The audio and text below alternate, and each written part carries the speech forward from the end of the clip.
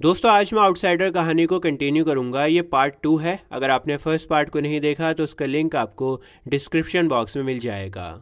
अब पूनम ने जब इस तरह की बातें करी कि तुम तो एक फालतू सामान बन जाओगी, तुम्हारी कोई इज्जत नहीं होगी इस घर में, तो नीलम को बुरा लगा। उसने मन ही मन ये सोचा कि अगर ऐसा हुआ ना, मुझे फालतू सामान समझा गया, तो मैं तुम्हारे घर पर आ जाऊंगी पम्मी। ऐसा उसने मन में सोचा कि मैं तुम्हारे घर पर आकर रह लूंगी। पर उसने अपने मन की बात पूनम से नहीं कही। नीलम ये सोचने लगी कि ये बात तो पूनम को कहनी चाहिए। पूनम को ऐसे कहना चाहिए कि दीदी, अगर कोई तुम्हें फालतू सामान समझे, तुम रिटायर हो जाओ, तुम्हारी इज्जत ना हो, तो तुम मेरे घर पर आकर रह लेना। लेकिन पूनम ने ऐसा कुछ नहीं कहा। इस बात का दुख हुआ नीलम को। लेकिन नीलम ने पूनम से कुछ भी नहीं कहा, कोई शिकायत नहीं करी। अब इस बेचारी पूनम से कहे भी तो कहे क्या, ये तो खुद दुख की मारी है, अपने ससुराल वालों के आतंक से परेशान है। अगर ऐसा कुछ कहना ही होगा कि मुझे तुम्हारे घर पर आकर रहना है, तो अपने भाई से कहूंगी ना, सुदीप से। सुदीप ने इंजीनियर बनते ही शादी कर ली थी और विदेश में चला गया था। विदेश में जाकर पलटकर कभी देखा ही नहीं, अब जाकर इतने सालों बाद वापस आया है। विदेश में बैठकर तो नीलम दीदी का कोई ख्याल नहीं आया, और जब नीलम दीदी की सारी जिम्मेदारियां खत्म हो गई हैं, वो बिल्कुल फ्री हो गई हैं, तो उसको शादी का शौक सवार हो गया है। लेकिन नीलम ने सोचा कि वो सुदीप से भी कोई शिकायत नहीं करेगी, कुछ नहीं कहेगी।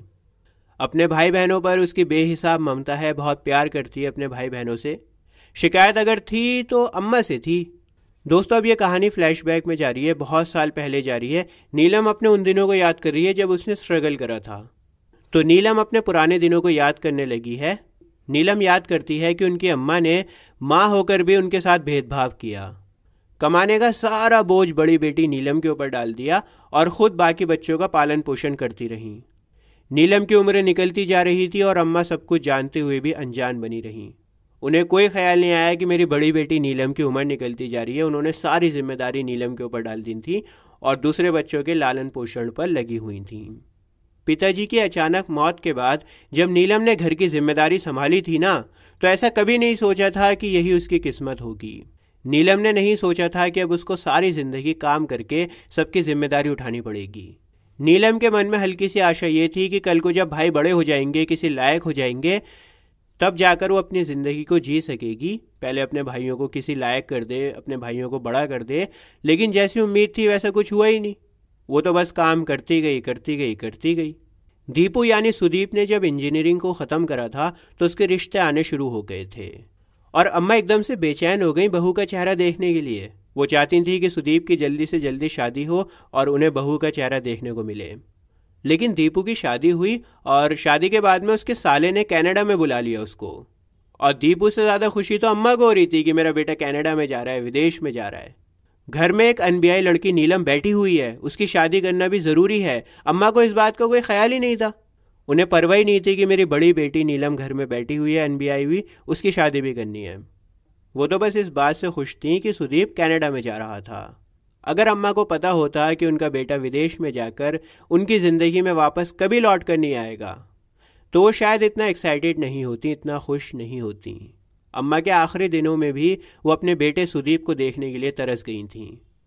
सुदीप फोटोज़ को तो भेजता था, पर अम्मा का मन अब फोटोज़ को देखकर नहीं बहलता था। वो चाहती थी कि उनका बेटा सुदीप वापस आए, इंडिया में उनसे आकर मिले। नीलम सुदीप को चिट्ठी लिखती तो थी और उसकी चिट्ठियों का हर बार एक ही जवाब होता था। सुदीप कहता था कि दीदी, इतनी जल्दी इतने सारे पैसों का जुगाड़ करना बहुत मुश्किल है। और दीदी, मैं बार बार अपने साले के सामने यानी सुषमा के भाई के सामने हाथ को नहीं फैला सकता हूँ, उससे पैसे नहीं मांग सकता बार बार। बेचारी अम्मा को मरने के बाद भी बड़े बेटे सुदीप का ना तो कंधा नसीब हुआ और ना ही अंतिम संस्कार। उन दिनों सुदीप की बेटी प्रिया पैदा होने वाली थी और सुदीप का वहाँ होना बहुत ज़रूरी था। इसके बाद तो सुदीप का आना टलता ही गया, टलता ही गया। वो इंडिया में आया ही नहीं। अब पहली बार छोटे की शादी पर आया है। दूसरा भाई है सुजीत। सुजीत ने बीकॉम कर लिया था, उसकी बैंक में नौकरी लग गई थी। पर सुदीप इतना लायक नहीं था कि वो पूनम की शादी भी करवा सके और छोटे भाई सुमित की मेडिकल की पढ़ाई का खर्चा भी उठा सके। इतनी ताकत नहीं थी उसमें। तो इसलिए नीलम को मोर्चे पर डटे रहना पड़ा, मेहनत करती रहनी पड़ी, काम करता रहना पड़ा, ताकि वो पैसे इकट्ठा करके पूनम की शादी करवा सके और छोटे भाई सुमित की मेडिकल की पढ़ाई का खर्चा भी उठा सके। अब पूनम की शादी का तो अच्छा खासा नाटक हो गया था। बड़ी मुश्किल से पूनम के ससुराल वालों का मुंह बंद करवाया गया। दोस्तों यहाँ पर ना मैं हल्का सा हिंट मिल रहा है कि शायद पूनम की ससुराल वालों को दहेज दिया गया है। तभी यहाँ पर कहा गया है कि बड़ी मुश्किल से पूनम की ससुराल वालों का मुंह बंद करवाया गया। अब मुंह बंद कैसे करवाया जाता है आपको पता ही है। खैर, इसके बाद में अच्छी सी लड़की देखकर नीलम ने सुजीत की भी शादी करवाई। पूनम की शादी के बाद में पूनम तो चली गई थी घर से, तो घर सूना सूना हो गया था। अब जब सुजीत की शादी हुई और अलका बहू घर में आई तो घर में रौनक वापस आ गई। अलका ने आके घर के सूनेपन को भर दिया था। अब बचा था सुमित। सुमित के लिए नीलम को सर नहीं खपाना पड़ा। सुमित ने लव मैरिज करी थी, खुद तय कर लिया था कि वो किससे शादी करेगा। घर की आखिरी शादी भी खूब धूमधाम से हुई। अपनी सारी जिम्मेदारियों को ख़त्म करके नीलम बहुत खुश थी। पर इस बेवक्त की शहनाई ने सब कुछ गुड़ गोबर कर दिया। जो सब लोग पीछे पड़े हुए ना नीलम के कि शादी करो शादी करो, उसने नीलम का पूरा मूड ख़राब कर दिया। गनीमत यह हुई कि नीलम की शादी का मुद्दा जितनी तेज़ी से उठा था ना, उतनी ही जल्दी दब भी गया। जब पम्मी अपने ससुराल में वापस चली गई ना, तो उसके बाद तो किसी ने चर्चा ही नहीं करी नीलम की शादी की, और ज़िंदगी दोबारा से पहली जैसी लगने लगी। सब लोग अपने कामों में मसरूफ़ हो गए थे, बिजी हो गए थे। सुमित और नेहा गोवा से लौट कर आ गए थे और अब सुदीप का सामान बन रहा था। सुदीप घर से जा रहा था। दोस्तों, मैं आपको बताना चाहता हूँ कि नीलम कॉलेज में पढ़ाती है, और क्योंकि घर में शादी थी तो उसने 15 दिन की छुट्टी ले रखी थी कॉलेज से। लेकिन 15 दिन की छुट्टी पूरी होने के बावजूद भी वो कॉलेज में नहीं गई। उसने सोचा कि सुदीप इतनी दूर से कनाडा से आया हुआ है तो थोड़ा और टाइम इसके साथ में बिता लेती हूँ। लेकिन अब नीलम भी काम पर वापस आ गई है, अपने कॉलेज आई है पढ़ाने के लिए। साथ में एक एप्लीकेशन भी है नीलम के पास में, क्योंकि जितनी छुट्टियाँ उसने ली थी 15 दिन की, उससे ज़्यादा कर चुकी थी, तो एप्लीकेशन साथ में लेकर आई थी। अब जब वो प्रिंसिपल के पास में गई तो प्रिंसिपल मैडम ने नीलम की एप्लीकेशन की तरफ देखा भी नहीं। प्रिंसिपल मैम बोली कि अगर तुम आज नहीं आती कॉलेज में तो मैं तुम्हारे घर पर संदेशा भेजने वाली थी। क्यों, कोई ज़रूरी काम था क्या? हाँ, ज़रूरी काम था भाई। ट्रांसफ़र ऑर्डर आया है। ट्रांसफ़र और प्रमोशन दोनों एक साथ आए हैं। तुम प्रिंसिपल बनकर जा रही हो। कहाँ जा रही हूँ प्रिंसिपल बनकर? खैर, जगह तो बहुत दूर बस्तर में है, पर सुनते हैं कि बहुत शांत जगह है, बहुत सुकून है वहाँ पे। कॉलेज भी नया नया बना है तो ज़्यादा परेशानियाँ भी नहीं होंगी तुम्हें। लेकिन मैडम, अरे भाई अब क्या परेशानी है? अब तो तुम्हारी सारी जवाबदारियाँ, तुम्हारी सारी जिम्मेदारियाँ भी ख़त्म हो गई हैं, और भगवान की दया से you are a free bird now. तुम आज़ाद चिड़िया हो। तुम्हें तो ऐसे चैलेंजेस को खुशी खुशी लेना चाहिए। सो तो ठीक है मैडम, लेकिन मुझे लगता नहीं है कि मेरे भाई इतनी दूर मुझे जाने देंगे। देख लो, पर मुझे लगता है कि बार बार प्रमोशन को रिफ्यूज़ करना ठीक नहीं है। मेरे ख्याल से ये तीसरी बार हो रहा है जब तुम प्रमोशन ठुकरा रही हो। इसके बाद में प्रिंसिपल मैडम अपने काम में बिजी हो गई और नीलम ने घर आते हुए खूब सारी शॉपिंग करी। सुदीप के लिए कोट पैंट के लिए खादी का कपड़ा खरीदा, कुर्ते पजामे खरीदे, और सुषमा के लिए कोसा और चंदेरी साड़ियाँ खरीदी। दोस्तों, कोसा एक तरह का ना सिल्क होता है, रेशम होता है, और चंदेरी भी एक तरह का कपड़ा ही होता है। मध्य प्रदेश के चंदेरी शहर में बनता है ये, इस वजह से इसका नाम पड़ा चंदेरी। इस कपड़े में सिल्क और कॉटन दोनों को मिलाया जाता है।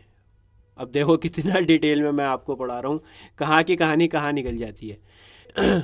और दोस्तों, नीलम ने प्रिया के लिए गुड़ियों का सेट लिया और प्रिया के मनपसंद रसगुल्ले लिए। तो बहुत सारा सामान खरीदा, बहुत सारी शॉपिंग कर कर नीलम फाइनली अपने घर में पहुंची। घर में पहुंचकर अपने कमरे में जाने के बजाय नीलम सीधा सुदीप उर्फ दीपू के कमरे में पहुंच गई। लेकिन नीलम के पैर दरवाजे पर ही ठिठक गए। अंदर देवरानी और जेठानी की मीठी मीठी बातें हो रही थीं। अलका कह रही थी, आप तो लक्की हैं जिज्जी, फुर से उड़ जाएंगी, बहुत लक्की हैं आप तो। ये नेहा भी 4 दिन के बाद छोटू के साथ में बेंगलोर चली जाएगी। उम्र कैद तो हम लिखवा कर आए हैं, सो भुगतेंगे।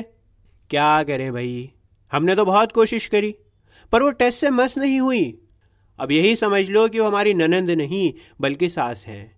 अपनी सास समझो उन्हें, जो हमेशा तुम्हारे साथ में ही रहेंगी। अब दोस्तों, ये बातें सुन के नीलम खड़ी की खड़ी रह गई। उसे अपने कानों पर विश्वास नहीं हो रहा था। अलका उसके आगे पीछे घूमती रहती थी और बहुत मीठी मीठी बातें करती थी उससे। अब वही अलका क्या सचमुच इतना उब गई है नीलम से कि नीलम का साथ उसे उम्र कैद लगने लगा है? और शायद अलका को उस कैद से रिहाई दिलाने के लिए ही नीलम की शादी की प्लानिंग करी जा रही है। वाह! अब ये सारी बातें सुन के नीलम ना तो वहां खड़ी हो सकती थी और ना ही उन लोगों का सामना कर सकती थी। वो दबे पांव बिना कोई शोर मचाए कमरे में लौट आई। इतनी देर से जो सामान उसने अपने हाथ में पकड़ रखा था वो पलंग पर पटक दिया। अब जाकर उसे एहसास हुआ था कि उसके हाथ दर्द कर रहे थे।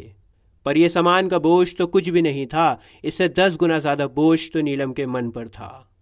उसका मन बहुत भारी हो चुका था। उस मन को वो कैसे हल्का करती? क्या नीलम के लिए उस तकलीफ से निजात पाना पॉसिबल था?